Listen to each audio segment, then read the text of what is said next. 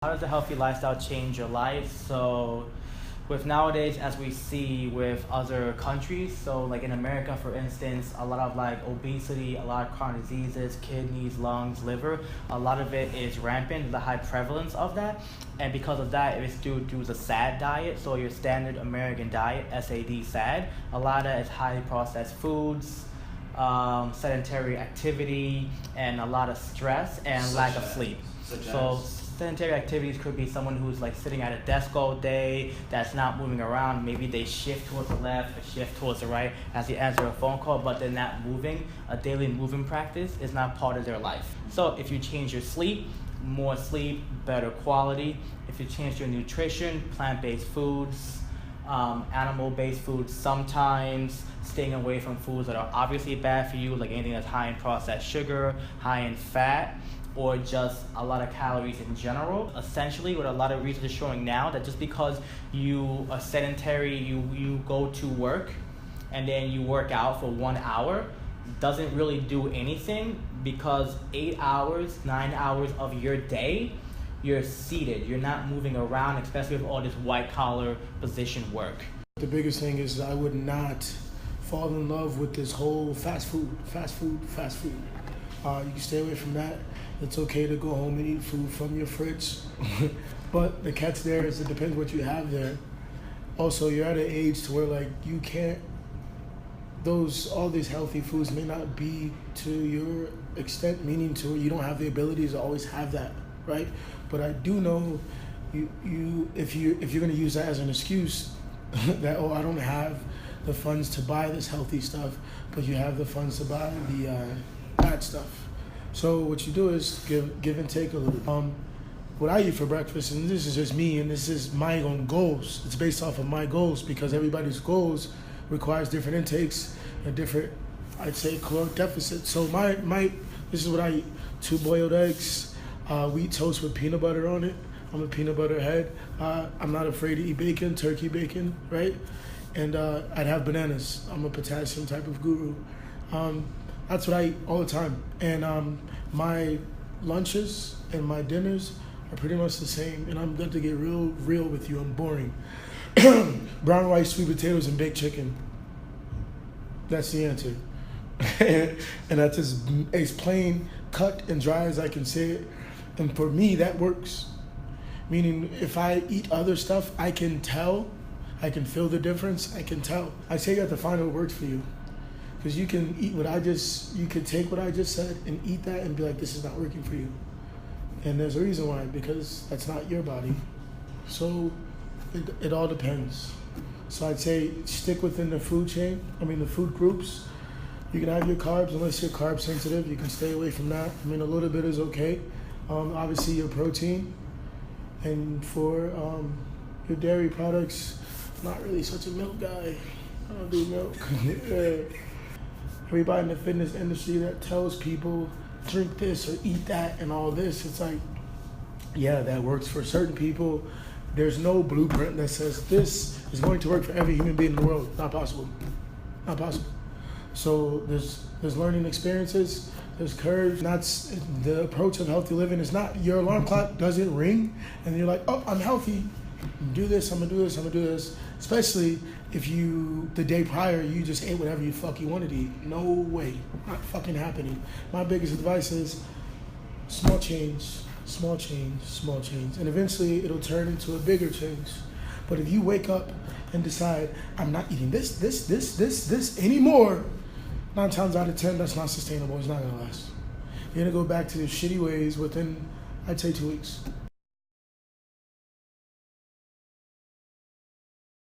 If you had to try to change one lifestyle factor, it would definitely be stress, because from stress comes stress eating.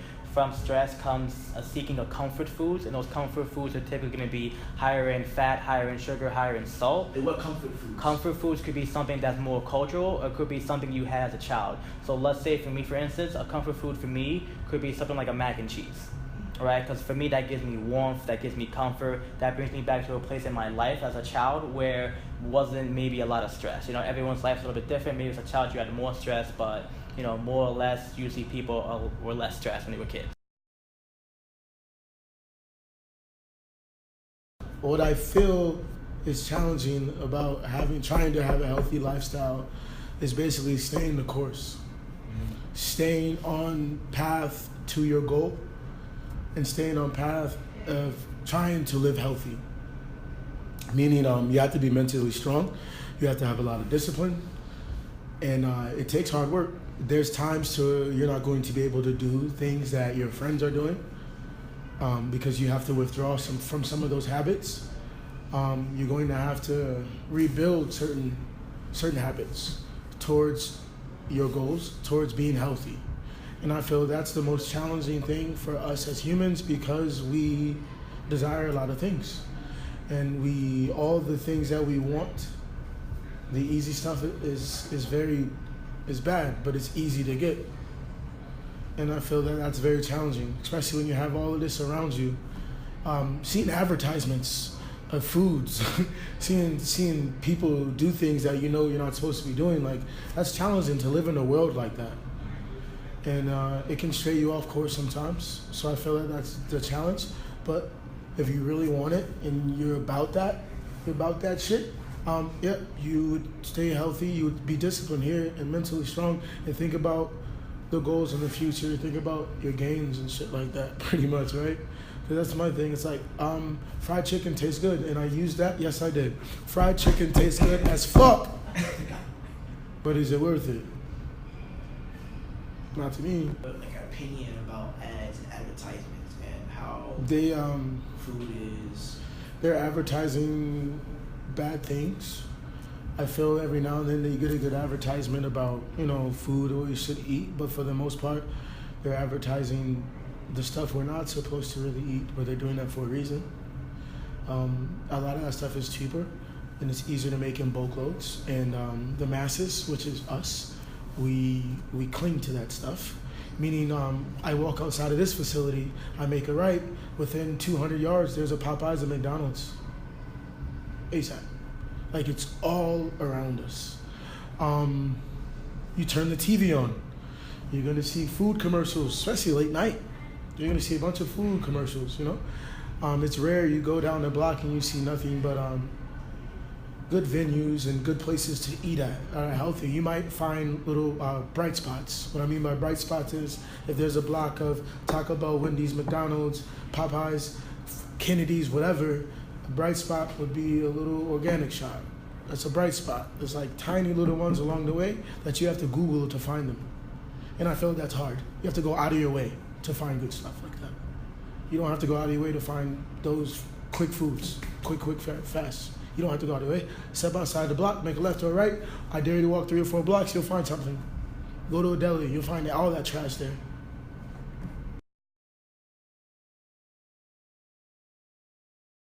It's really not like a real thing because there's food all around us. What was it it's called? just Sorry, one more time? food desert. Yeah. So figure a desert, there's nothing around. There's a couple cactuses and 2 scorpions fighting in the corner, whatever. There's not much going on, right?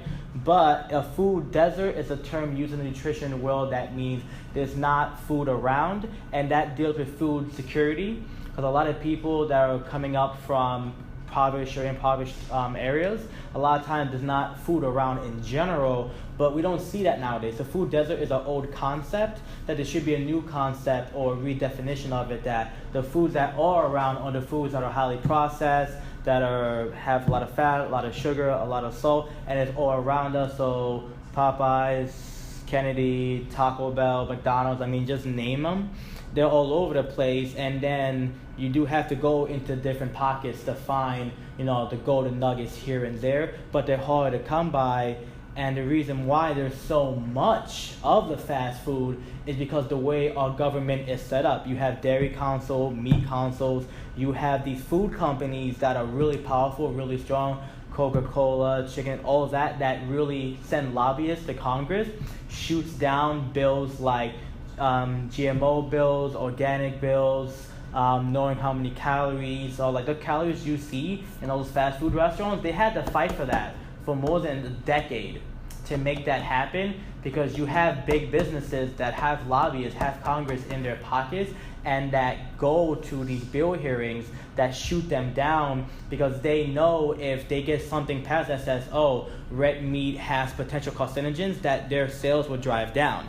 So another reason why is you see a lot of like high fructose corn syrup, a lot of products made from corn. I detail corn specifically because all of corn is GMO, all of soy is GMO. If it says organic, that's a lie. It's not organic, it's GMO, like 99%, because the seeds are all manufactured by Monsanto primarily and other corporations that has a patent on a seed. That's insane. Literally a patent on a seed, and if you try to make your own seeds, the government will find you and throw you in jail. So with that, the government has subsidized all of these farmers to only produce certain crops. That's why everything has some form of corn syrup in it. Whether it's high fructose, whether it's invert sugar, whether it's all these different forms of sugar. Cornstarch, maltodextrin, all these things that are fillers, that are preservatives, that are emulsifiers, thickeners. There are all these things to give food its palatability, but we have to just go back to where, real food is what you get from the ground or from the tree, or you kill it. That's it.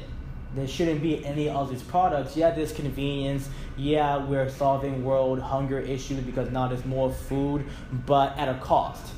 Because now we don't have things like rickets. We don't have things like night blindness, because vitamin A, vitamin D, they're all fortified in a lot of foods. But then we have these other issues of obesity, diabetes, which leads to chronic lung, kidney, liver damage, lymphomas, cancers, from this giant surplus of this unhealthy food, which is all around us. So the concept of food deserts doesn't exist because there's food all around us, but the quality is crap because essentially the government has set this up this way because the government is driven and fueled off money. Everyone's fueled off greed, and that's what it is. If you think companies, food places have your health in mind, they do not. If you walk into GNC even, they're selling you all these products because they don't care about your health. They're trying to get money out of your pocket. The supplemental industry is the biggest robber of them all because they're selling you products with very little research behind it. Maybe 1 or 2 trials show it, but those 1 or 2 research trials are looking at an N equals 1 or N equals 20, N being the number of participants in the study,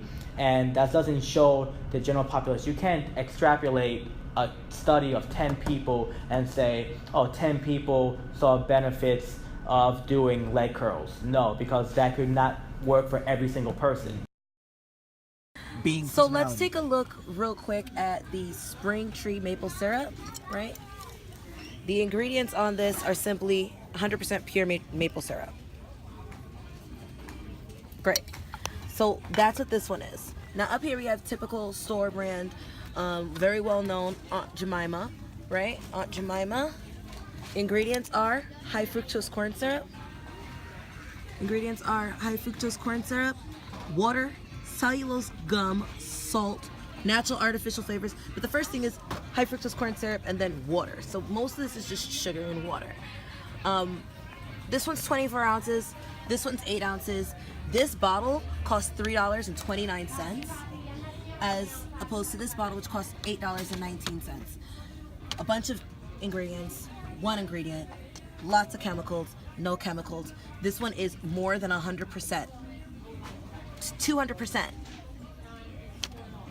More than 100% more than that one. 200% of this price.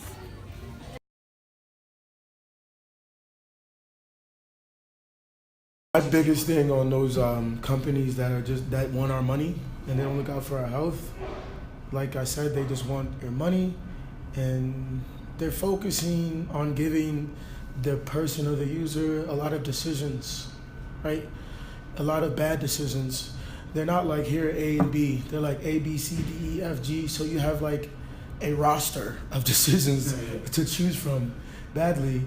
And I just feel like at the end, I could be wrong for saying this, but I passionately believe that they're winning and they always are going to win. And I'm in this industry to help people go the opposite way. The reason why I say that is because there's a lot of other things that come into play, but like I said, they're always around. You can find a McDonald's or a Burger King faster than a gym. There are gyms that are always around block by block, but if you notice that they have peak times.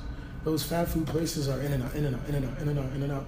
And I feel that they've been around for a long time, and they always will be, because humans are hungry, humans like to eat, and not all human beings want to be healthy.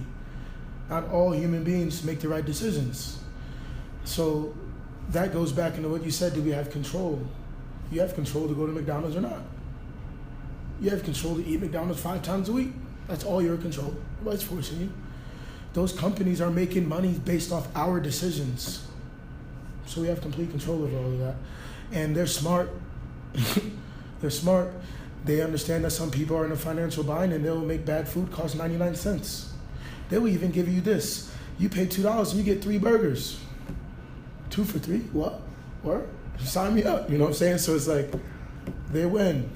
So, I mean, I feel that's sort of why isn't health important to you? I feel like if you ask that question to everyone in the world, they would look at you stupid, because then health is important to every individual, because every individual's purpose on this earth is longevity, is to live a long life and to live optimally through, you know, eating, through sleep, through, you know, relieving stress. I mean, health is important for the reason of, I mean, our natural procreation urges to sustain our species through a long period of time, but then also it's because living for yourself, but then living for others. So if you're not a parent, then you want to live a long, healthy life, because a long, healthy life equals happiness.